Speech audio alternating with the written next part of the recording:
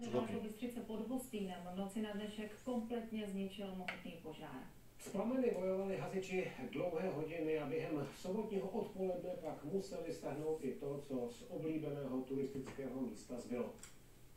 První hasiči přijeli k požáru před 2:00 v noci. Okamžitě volali po sely. Mohutné plameny v tu chvíli už polikaly celou dřevěnou stavbu. Na místě zasahovalo 16 jednotek hasičů, což je zhruba 80 příslušníků. Jako první se snažili oheň uhasit 2 muži, kteří tam nocovali a v hospodě pracovali. Kouře si všiml jeden z nich.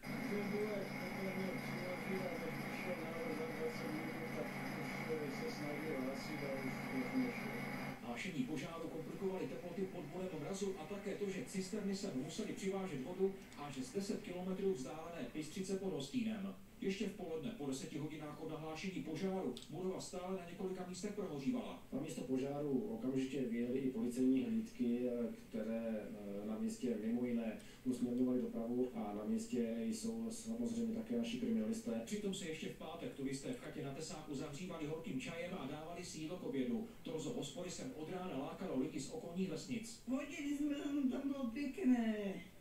No ale nevím, že to tak to v noci zhořelo. Na Kyselici jsme chodili na běžkách se strojáku.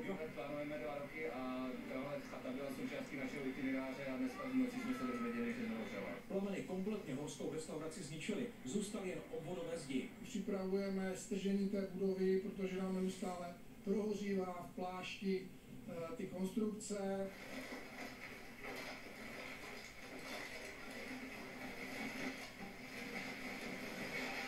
Příčiny požáru, který způsobil škodu za mnoho milionů korun, stále zjišťují vyšetřovatelé. Petr Zapletal, Televize Nova.